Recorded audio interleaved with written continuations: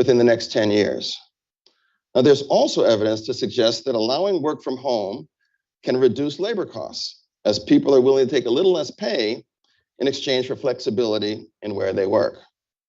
Now, I have to admit, there's been a bit of argument among our staff on that particular point, but it's another development that bears watching. And research by tomorrow's keynote speaker, Nicholas Bloom, found that allowing employees to work from home 2 days a week can reduce turnover because fewer people quit. But as with AI, I think it's premature to draw sweeping conclusions about how remote work will affect the macroeconomy, particularly in areas like productivity. Now, the good news for all of you is that we're going to hear a whole lot more about this from people with deep expertise. We'll get insights from thoughtful policymakers that I have the privilege of working with. And here I'm referring to Fed Governor Lisa Cook, as well as a couple of my fellow Reserve Bank presidents, Susan Collins from the Boston Fed and Tom Barkin from the Richmond Fed. We will explore what's ahead for productivity, credit markets, and remote work through the perspectives of business leaders on the front lines of the disruption and its consequences. We will also hear from researchers who are digging into these profound implications. Technological disruption often involves structural changes that introduce challenges that in turn demand structural solutions. Now, I recognize, and I hope you all do as well, that central banks are often not well equipped to address many of these structural solutions directly. But we can help bring attention to them, advance conversations about them, and hone the best thinking about how to develop solutions. And that's actually why we're gathering here today and tomorrow. So I hope that you enjoy the conference. I hope you participate robustly and try to meet someone who you don't know before. All right, now, let's turn to our keynote speaker. And I have the pleasure of introducing Federal Reserve Governor Lisa Cook. Now, in some important respects, I guess in just about every important respect, Lisa is on home turf here in Atlanta. She is a proud graduate of Spelman College, just across town, and she's a daughter of Milledgeville, Georgia. After Spelman, Dr. Cook went on to study at Oxford and earned her doctorate in economics from the University of California at Berkeley. In May of 2022, she became the first Black woman to join the Board of Governors. Now, as you've heard, Governor Cook's academic and professional accomplishments are formidable. Before joining the Board of Governors, Dr. Cook was a professor of economics and international relations at Michigan State University. From 2018 to 2021, she was director of the American Economic Association Summer Training Program, and she was also a research associate at the National Bureau of Economic Research. And previously, Governor Cook was on the faculty of Harvard University's Kennedy School of Government, and during her time at Harvard, she served as deputy director for Africa Research at the Center for International Development. And before that, she was a national fellow at Stanford.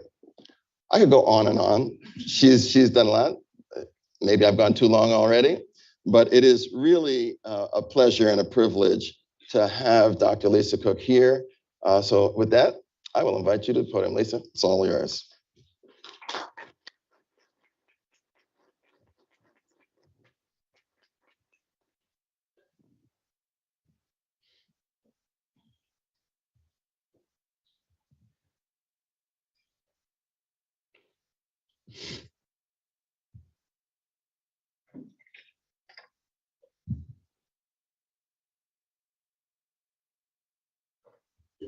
Thank you, President Bostic. Let me start by saying that my thoughts are with the people of Florida, Georgia, North Carolina, South Carolina, Tennessee, and the other communities who have felt the force of Helene's impact.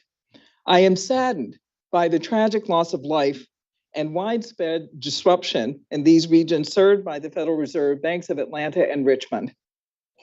As Chair Powell said yesterday, we at the Fed are encouraging banks to work with customers in affected areas.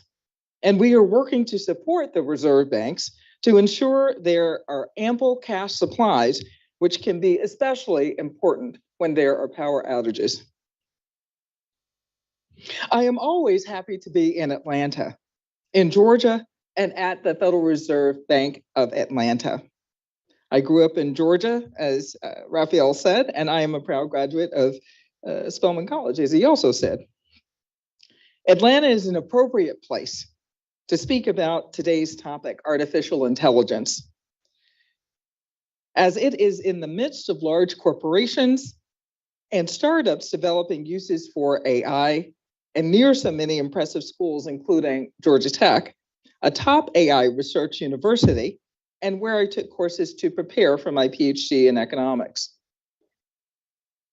Our Tech Entrepreneurship and AI Roundtable with Chair Powell, held at Spelman last year, is a testament to Atlanta being the locus of such activity. Today, I will speak to you about AI, big data, and the path ahead for productivity. My comments today will build upon what I offered a year ago at the NBER AI conference in Toronto, when I emphasized the importance of business decision-making and our progress along that path. Technology alone will not determine the outcome. Futurists have dreamed of an autonomous thinking machine throughout the modern era. Benjamin Franklin once lost a game of chess to such a machine, the Mechanical Turk. Of course, there was a human chess master hidden inside. Nowadays, chess engines beat the top players and can run on your phone. So what exactly makes these machines merit the label of artificial intelligence? Information systems with AI exploit complex patterns recognized in vast, unstructured data sets to mimic human creativity, problem solving, and critical thinking. Some forms of AI, prediction of consumer taste with machine learning, for example, are already employed in the business sector. Others are still emerging, especially generative AI, programs that create new text and images in response to prompts. Applications in software creation, customer service, and marketing are already with us. But the full scope of generative AI's application will be revealed slowly as firms experiment and innovate.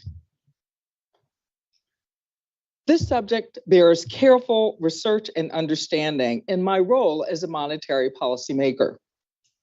The Federal Reserve's dual mandate is to promote maximum employment and stable prices.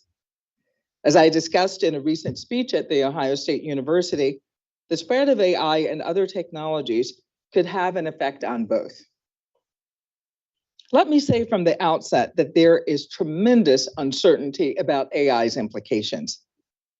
We still do not know what the magnitude or intensity of these effects will be, which workers and firms will be most affected, how large the increase in productivity might be, or even the period over which these effects will be realized. While much is still to be learned, I see growing evidence that AI is poised to have a substantial effect on the US and global labor market. As firms deploy these technologies and workers discover ways to make use of them, such developments can create the conditions for greater productivity and thus higher wage growth consistent with stable prices. And adjustments in the labor market that follow as the economy adapts to technical change can affect maximum employment. My view is that AI, and generative AI in particular, is likely to become a general purpose technology, one that spreads throughout the economy, sparks downstream innovation, and continues to improve over time. Since my speech last year, further evidence in favor of a cautiously optimistic view has accumulated. The list of tasks for which AI performance is at least equivalent to that of a skilled human continues to grow. Remarkably, one AI model reached silver medal performance at the International Mathematical Olympiad this year. Survey results from the Census Bureau show that AI adoption has risen, with AI in regular use across many sectors of the economy. But it is still only used in a small share of firms. Other surveys find wider adoption. For example, a study from the Federal Reserve Bank of St. Louis found generative AI is being adopted at a faster rate than the internet and personal computers were at a comparable point in time after those technologies were widely introduced. In a sign that the prospect of more widespread use of AI is on the horizon, US data center construction spending and semiconductor imports have soared in the past 2 years. Since the high-tech boom ended in the early 2000s, smoothing through recession-driven swings, growth in output per hour worked has been relatively modest, roughly 1.5% per year on average, although it has picked up some over the past 2 years. In fact, the latest estimate for productivity would not have looked out of place in the high-tech boom. It grew 2.7% over the year ending in the second quarter. The emergence of generative AI has raised hopes for a technology-powered revival of strong growth and labor productivity, which could support rising real earnings for workers and purchasing power for households. Like many of the most significant innovations of the past few centuries, such as the steam engine, electricity, computers, and the internet, AI has the potential to affect labor productivity in a wide swath of economic activities across many industries and occupations. Although I share the view that AI could lift productivity out of this period of low growth, it bears emphasis that recent productivity gains have been modest, despite rather impressive changes in information technology.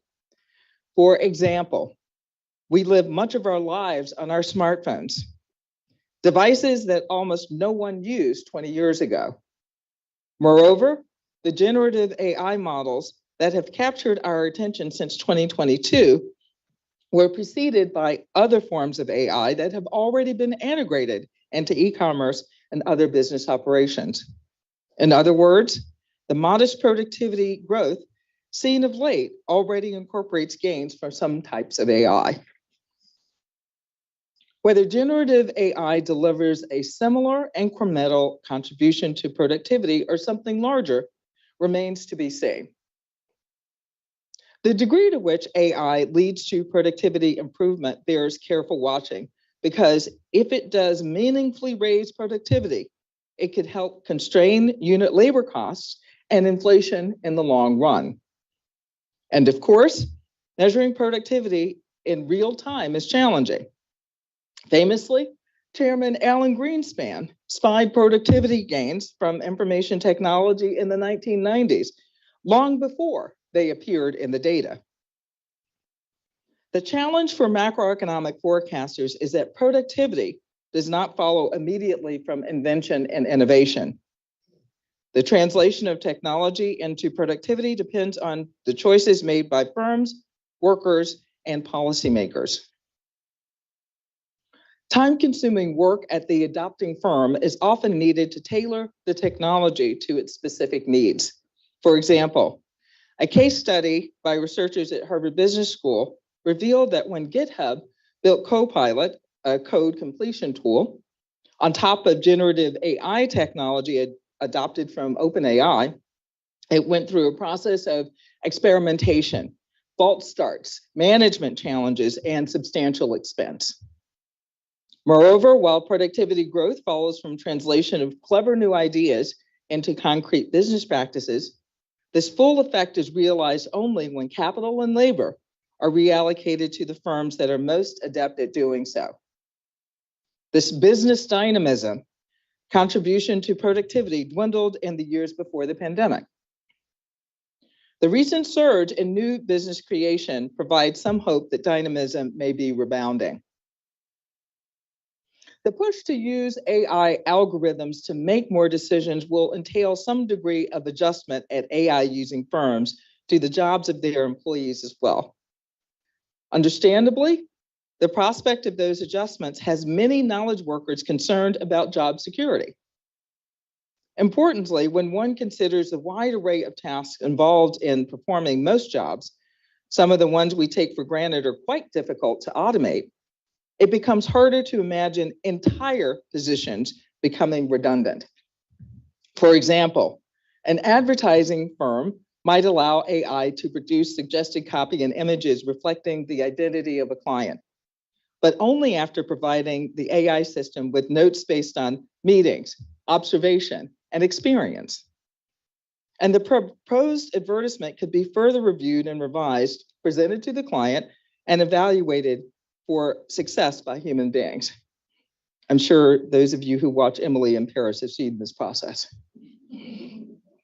This makes it likely that the bundle of tasks involved in many jobs will change, as will the share of workers' time spent on each task. AI may field routine customer service requests and leave unusual or especially important requests to human representatives. Indeed, work by Eric Brynjolfsson, Danielle Lee, and Lindsay Raymond shows that AI may accelerate the acquisition of skills for new workers by offering suggested responses based on the history of previous interactions on a given subject. This adjustment process entails both modifying the mix of tasks handled by retained workers and hiring new talent from outside the firm.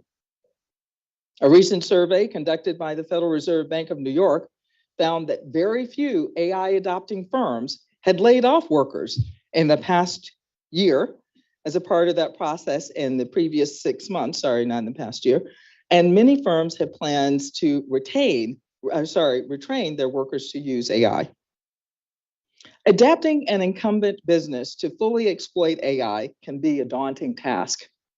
The business may need to substantially reorganize its operations to reap the full benefits of AI.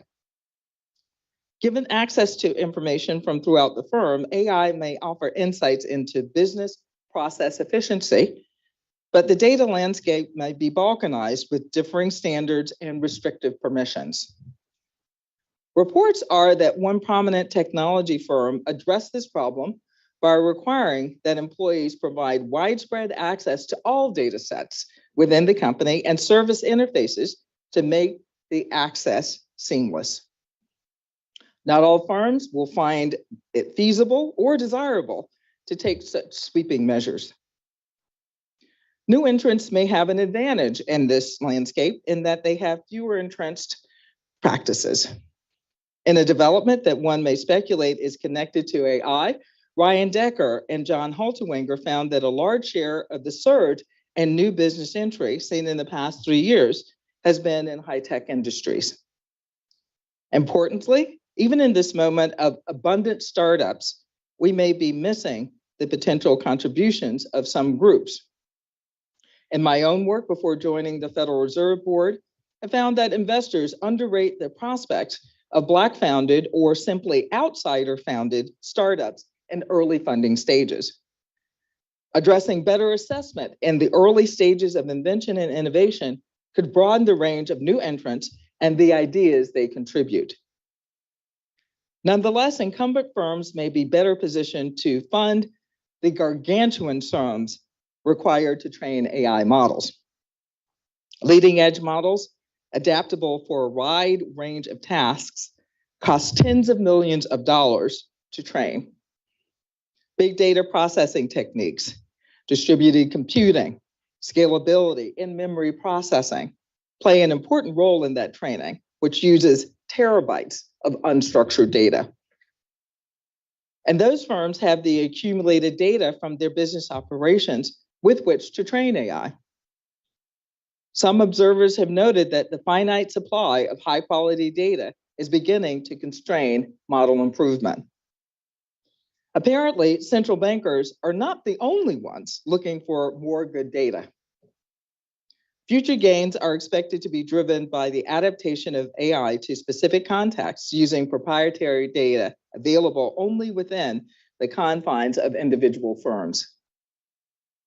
In closing, looking ahead, I anticipate an acceleration in productivity grounded in the impressive advances in AI, but substantial uncertainty attends that forecast. Such uncertainty arises from the nature of invention, innovation, diffusion, and adaptation of new technologies, as well as from policy decisions that will govern this process. Fostering the global innovation ecosystem remains desirable through research and development, advanced education, worker training and retraining, and legal protections for intellectual property. Moreover, a consensus needs to be forged on the benefits and costs of regulation of the use of AI in the areas of privacy, compensation for training data, perpetuation and amplification of bias and fraud. Additionally, the ultimate outcomes could benefit from broader inclusion across demographic groups and the startup and research communities, and attention to the potential effects on competition of the advantages of incumbent firms. In short, AI will be translated into productivity improvements with long and variable lags, as we monetary policymakers like to say. The changes we see in the macroeconomy, aggregate output, employment, and income, are the collective effect of millions of firms, households, and government policymakers thinking through what AI means for them. You might say, like the mechanical Turk, ultimately, the human inside the machine is still in charge. My hope is that rising productivity gains will serve as a counterweight to inflation going forward. We will monitor these developments closely. Thank you for having me here today. I look forward to your questions.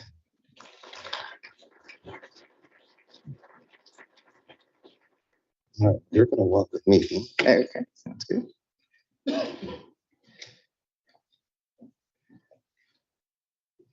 I'll just leave that here.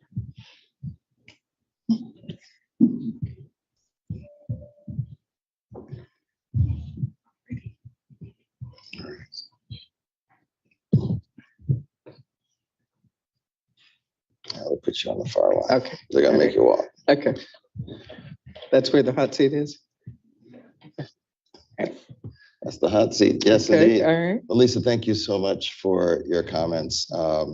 There's a lot in there, and we're going to get a chance to explore them a little more deeply for the next 15 minutes or so. So let me start just at the very top. Now, you've been researching technology, innovation, productivity for quite a long time. So I imagine that as you've been going around the country, talking to folks or people coming to visit Washington, you hear lots of conversations and people bring up AI on a regular basis. I'm curious, like, what are you hearing? Like, are you, and I'm particularly interested in getting a sense of many misconceptions that there might be, or if there are a certain type of concern that comes up on a regular basis that you think we should be thinking about. That's a really interesting question.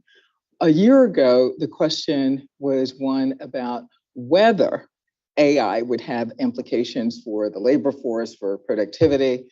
And people were talking in very broad terms about the potential for AI. Last week, when I was doing a roundtable on AI and the workforce, I heard three themes coming up. First of all, people are using AI. It's not whether, it's how. So they're using it, students are using it, entrepreneurs are using it, employers are using it, workers are using it. And this is because of the greater accessibility of AI tools than relative to previous technologies. And they are able to use these tools, invent and innovate on their own without significant investment. So that's a big change from previous technologies. So a second theme was that AI was being used as a substitute for labor. So we heard from a welding company, a VC that invested in a welding firm. And apparently there's a shortage of tens of thousands of welders in this country. I'd not heard that before. Apparently you have. And they're training AI to do these welding jobs. So this is filling a gap and substituting for the labor that's not there, not for the labor that is there, but for the labor that is not there. And third, I heard about it as a compliment. I'm hearing about it as a compliment. So one thing that I heard was that small firms especially were lowering the cost of starting a business. It was easier to start a business because of AI tools. And then it was cheaper to run a business as a result of AI, adopting these AI tools. So this is a very different conversation from just a year ago. Now, mind you, I've been working on AI since probably 2018 or something like that. And things have just, I wouldn't say that things were plodding along for the time I was studying, for the years I was studying before 2022, but 2022 was just a year of takeoff, a year that generative AI was being discussed and deployed, and the conversation has changed as a result as well. So it has been very interesting. I was in Cambridge over the weekend, and I saw a presentation at Harvard about how they're deploying AI in the classroom. And they're doing all these things using AI as a complement, like to help facilitate students going through their problem sets and their assignments, substituting for labor to do mundane tasks that would take a long time but don't really add that much, so that people can. It's very, very interesting, this deployment thing that you're hearing. That's right. It's actually I think it's everywhere. Yeah, no, I think so. And with respect to higher institutions of higher learning, I think that a year ago, the question was how to use it. Now it is, how do you grade given that students are using the technology? So I think it's just happening very quickly. Yeah, and it actually, I think it speaks to this question about what's the knowledge that we need people to have moving forward. Right. Like how does the existence of AI change the sorts of things we need to know, and how we need to think about things in really interesting ways. Yeah. So as you certainly know, but as you know, I'm sure as well, the Federal Reserve has a dual mandate, is stable prices and maximum employment. So I want to turn the conversation a little bit to those dimensions. And let me start with inflation. As you know, inflation has been high for some time, and we've been working hard to take it down because high inflation is very difficult for both businesses and consumers. I'm curious how you think about the role of AI in diffusing into the economy, and what that might do for influencing the path of inflation moving forward. How do you think AI can make a difference in terms of our experience with inflation? So as you noted, inflation was 7% in mid-2022, and the last reading was 2.2%. So certainly it's still with us. We're not to target, but it's come down substantially. Now, as I was saying in my speech, AI can certainly affect both sides of the mandate. You're asking about stable prices. It can help bring down prices consistent with full employment or maximum employment, because this is more output per hour worked. So this could be disinflationary in the long run. Now, in the short run, I would say that the inflation picture would be more mixed, because AI could have the effect of lowering the cost, say, for small businesses to start and to run their businesses. At the same time, it could increase costs because of the increased demand for these AI tools, and it can, and that's for firms, and for household consumption, it can increase demand, right? Because equity prices are up. People consume more based on these equity prices, and that can fuel this cycle of increased demand. So in the short run, there's a mixed picture, but I believe in the long run, this can be disinflationary. Yeah, it's interesting. I've been thinking a lot about the arc of investment. And so, and if at the early stages, investments can be quite expensive, like getting things, the hardware, but also the people power. Yeah. Right. And having people, and we may be in a position now where there's more scarcity of labor in this space. Right. And I mentioned in my remarks that the number of job listings that are calling for AI skills is growing. Right. It's starting to move in response to some of the things you were talking about, the current usage. So so this short run, long run dynamic will be. That's right. That's right. It'll be interesting. And we heard recently from the chief economist at LinkedIn that there was a surge in listings related to AI, and now there are fewer. So the last time she mentioned it, my sense is that that's going to pick up again. I mean, I think we're going to see these fluctuations. Yeah, I think choppy wouldn't surprise me at all. That's right. Now, in your remarks, you mentioned that you think AI and generative AI is going to become a general purpose technology, diffused like throughout the whole economy. And I've been, one of the themes that we've had in these conferences has been financial inclusion. And you mentioned in your remarks about how it's important that we make sure that capital flow to entrepreneurs from all backgrounds. And in the innovation space, that doesn't happen all the time. I'm curious, as we think about the benefits of AI as they present themselves in the US economy, do you have thoughts or ideas about ways that we can take steps to make sure that those benefits are felt more evenly or broadly across populations, so that this isn't a case of the haves who have access to it and can use it, and the have-nots who are more forlorn and left behind? No, that's a good question. And as you know, in my research before I came to the board, I was very concerned about the inclusion of as many people as possible, as many ideas as possible in the STEM economy. So this is, to me, this is just one more version of that. I am somewhat concerned based on the empirical evidence, because what we see is that men are adopting ChatGPT, for example, more broadly than women are in the workplace. So there's a recent study of the Danish labor force, and men were adopting ChatGPT 20 percentage points more than women were. Now, this is really interesting because in the 1980s, it was the opposite in the US. Women were the ones adopting the latest technologies more than men were, right? So I think that this could be addressed by employers. And I think ultimately it's the employers who have the most say about this. But I think that there are opportunities to make sure that it's more widespread. So let me, you mentioned the substitution versus complement for the role of AI. Right. When you talk to folks, are you hearing more of one or the other?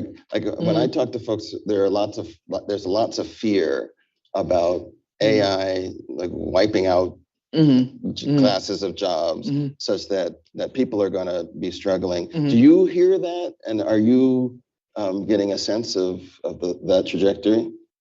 A year ago, I heard a lot more about job displacement, but one thing, my approach has been for the past few years before I got to the Federal Reserve Board, was to think about jobs as tasks and not as occupations. So yes, some of those tasks might be taken away by AI, but there is retraining that could help that worker retain that particular job. But I don't think entire occupations are going to go away. And then there's some like plumbers and barbers where we are not going to see much substitution. But I think the fear that I heard has, I'm not going to say it's gone away completely, but I think that there is a calmer approach to thinking about which tasks we're going to need to train and retrain workers for, rather than this dire, stark dichotomy between occupations and AI. So that's very interesting. I mean, you mentioned the welder in DC who is using AI. I kind of would have thought that would be more similar to the plumber, right? And that depending on where the welding is, getting machinery and all that stuff in place. So this question about tasks, there may be actually nuance in that in a particularly interesting way. I've been hearing for many, many years that we've had challenges in the trades. Right. So the plumbers, the carpenters, the welders, all those folks. Right. This notion that there may be slices of that AI could use to fill in is actually quite interesting. And I'm going to go ask more people about this, right? To sort of see how they're thinking about it. Right. That's right. Because no, I think it's fascinating that there may be opportunities there that people aren't fully aware of. That's right. And this particular person was talking about using generative AI and coupled with 3D printing, right? So I think that some trades are more amenable to that, and some others are not. So it'll be interesting to see. And there's already heterogeneity with respect to apprenticeships and willingness to go into these jobs. And this is a conversation that I often had in Michigan. So be it Michigan State, there is a lot of discussion about manufacturing and the future of manufacturing. And one concern that was aired all the time was that Gen Z was not interested in manufacturing. That's boring. That's what my parents did. And what they're finding, in the auto industry at least, is that having some sort of technology, interfacing with some sort of technology, is what gets them interested in manufacturing. So a lot of the other jobs could be roboticized. And then the ones that really require human talent are the ones they're interested in. And there's some sort of interface that they're accustomed to. So I think there are ways to adapt these jobs to make it more palatable, more interesting to the youngest generations. So it's interesting. I was going to go there because you spent so much time on college campuses. I wanted to get your perspective on how you think the enterprise of educating our younger people should evolve to promote and prepare us more effectively for this coming technology. Like, what advice would you have for like college seniors or those who are coming out of high school, know they're not going to go to college or go into community college, about how they should think about the workforce and their place in it, and all that kind of stuff? Well, my basic advice is just to experiment with these AI tools. And they're already doing that, right? I mean, they either know it or they don't, but they're already experimenting. So what you want to show to an employer is that you're not afraid of this technology. You can be one of those workers trained, that you don't have to be one of the ones retrained, but you are adaptable. And I think that's going to take everybody who's a worker now doing that same sort of thing. Our jobs will be threatened. The jobs we had before as professors might be threatened if our colleagues don't up their skills as well, increase their skills as well. So I think that this is true for people entering the job force, the labor force, and those who are already in it.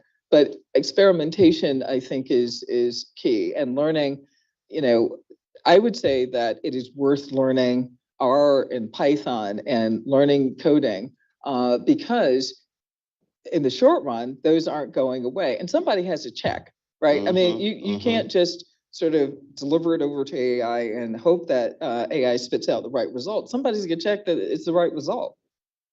Yeah, and it's I think that's an interesting dilemma, right? So we're positioned now to be the checkers. Yeah, right. Right. The people coming up in the next generation, how training is orchestrated so that they then are equipped to check, will be an important challenge and test. It will be. And I think one of the byproducts of experimentation is that they're not afraid and they're nimble. This is like putting kids on the bunny slopes, right? So that they don't have fear and they can be nimble. Now, I regret having learned to ski downhill in my 20s because I was with those 5, 6, 7-year-olds, and they had no fear, absolutely. And I wish I could mimic that. My body wasn't moving in the same way their 5, 6, and 7-year-old bodies were. But I certainly had to embody that sense of fearlessness and being nimble, just to learn to do something that I found interesting. So we're out of time, but I want to ask you one question. Like, are you using ChatGPT? That's right. I guess the pregnant pause All right, suggests so- that I am. So I, But I'm trying to use several different, I'm experimenting with several different ones. yeah, so Yeah. the reason I ask, because I'm not, right? Mhm. And one of the things is, like, I'm a Luddite. I always want to be the last person to adopt technology. So this irony that I'm the interviewer here. But I do think that what I've seen over the last several months, like 6 to 8 months, suggests that this is not a weather. Oh, yeah. Like, Oh, yeah. we all must be indulging in That's this and experimenting and gaining a comfort, Right. because that's where the world's going. And if we're going to be the best that we can be, we're going to have to know how to interact with it, interpret it, That's right. read it, all those sorts of things. That's right. That's right. And if I can just add one more thing, I don't mean to suggest that all students should become Oh, yeah. PhD electrical engineers. In fact, I think we need some more people to be linguists to understand philosophy, because let's say prompt engineers understand language deeply. Mhm. And unless we have people who can think that way, we're not going to help advance this science. So I think that we need to think about the broad range of skills that will be needed, any of them that will help make people nimble and help them with experimentation. And I totally agree wholeheartedly. That's As a former absolutely right. philosophy major, I'm just making a pitch. Like my time and investment were worth something. You didn't have to make it seem like I have philosophy. That's fine. Well, listen, we are out of time, but please join me in thanking Dr. Lisa Cook, Federal Reserve Board of Governors. Governor, for a great discussion. Thank you so much. Thank you. Thank you. And for those in the room, it is time for our lunch. For those online, thank you for joining us. We'll be back in about an hour to continue with the formal part of the program. For those of you here, I think it's out those doors and down the hall, you'll see people who will be guiding you to the food and where you're going to sit. But thank you for being here, and look forward to the rest of the day. All right.